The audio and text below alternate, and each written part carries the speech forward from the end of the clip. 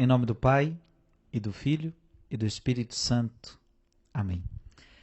Dia 22 de abril, louvado seja Deus por você que está aqui para ouvir a palavra de Deus. Louvado seja Deus por você que todos os dias ouve a palavra de Deus. Tenho certeza que isso tem trazido crescimento espiritual para você. Nunca se esqueça de também oferecer isso a outras pessoas.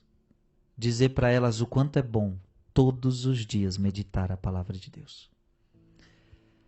Naqueles dias, o número dos discípulos tinha aumentado. E os fiéis de origem grega começaram a queixar-se dos fiéis de origem hebraica.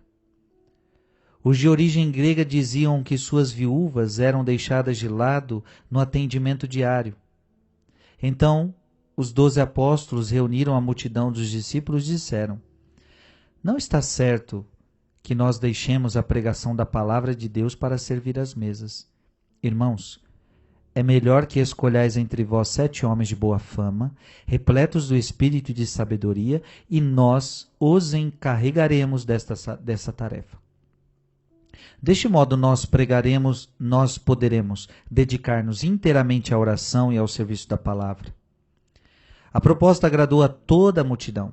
Então escolheram Estevão, um homem cheio de fé e do Espírito Santo, e também Filipe, Prócoro, Nicanor, Timon, Pármenas e Nicolau de Antioquia, um pagão que seguia a religião dos judeus.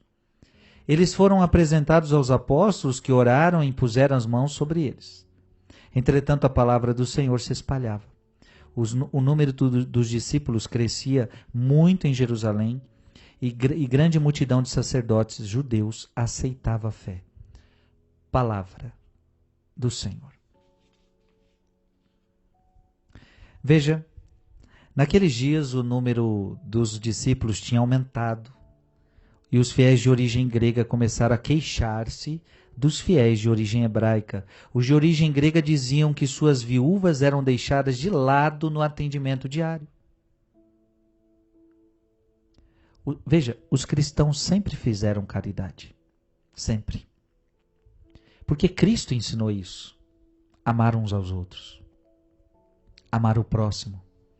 Jesus havia ensinado para os apóstolos que no dia do julgamento vai ser questionado sobre isso. Você deu de comer, você deu de beber, você ajudou o próximo.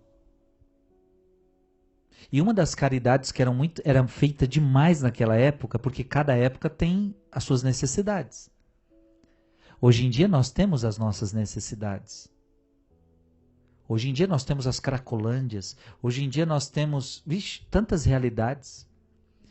Tantas crianças abandonadas. Hoje em dia são tantas as realidades. Na época de Jesus, na época dos apóstolos, era uma época em que as mulheres não valiam nada, minha gente.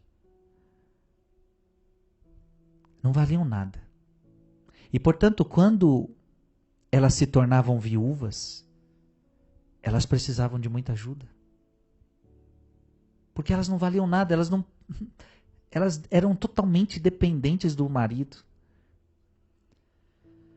Então, quando esse marido não era bom, elas sofriam muito. Então, quando eram viúvas, elas iam viver de quê? Se elas eram totalmente dependentes do marido. Então, era algo que era uma grande caridade, ajudar as viúvas. E por que as obras de caridade estavam diminuindo? Por causa do serviço da palavra. Então, qual era o problema aqui? Temos que deixar de pregar porque tem muita gente que está precisando da nossa ajuda. Então, esse é o problema que tem que ser resolvido. Como é que vamos pregar e continuar ajudando os mais necessitados? Ou então temos que deixar de pregar para ajudar os necessitados?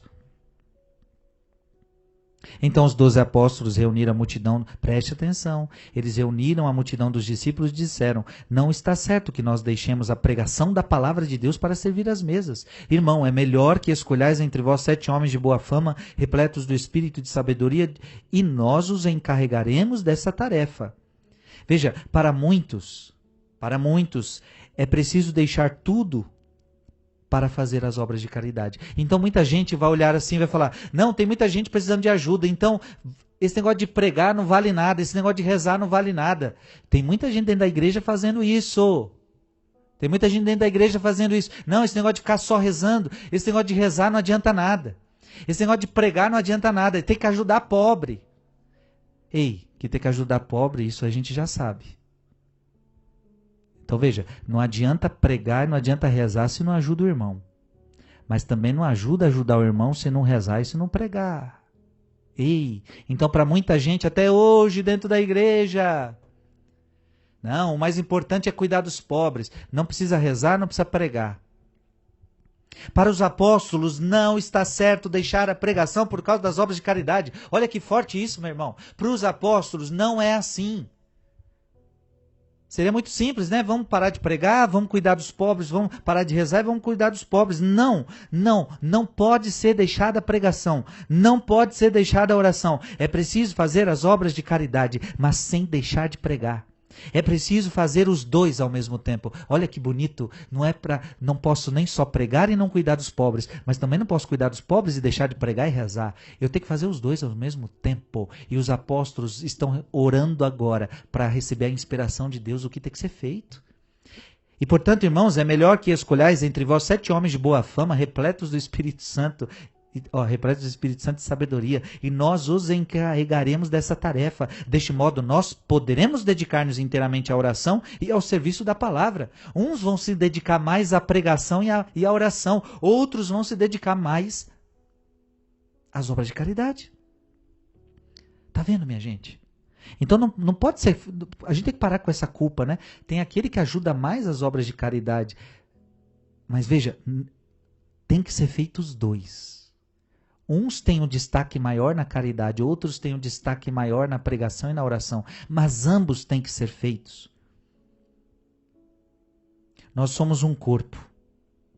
E, portanto, quando um faz caridade, todos fazem. Quando um prega, todos pregam. Então, veja, os apóstolos estão falando, não, enquanto nós nos dedicamos mais à oração, mais à pregação, vocês fazem caridade. E no nome de todos. Cada um deve exercer sua missão. Portanto, uns mais na caridade, outros mais no apostolado, outros mais na oração. Mas a igreja não pode ser só apostolado e a igreja não pode ser só obras de caridade. Se a igreja só for obra de caridade, ela vira uma ONG. A igreja não é ONG. Nem só apostolado, nem só oração e nem só caridade, obras de caridade aos mais necessitados. Os dois juntos. Foi isso que Jesus ensinou. Pai, Filho, Espírito Santo. Amém.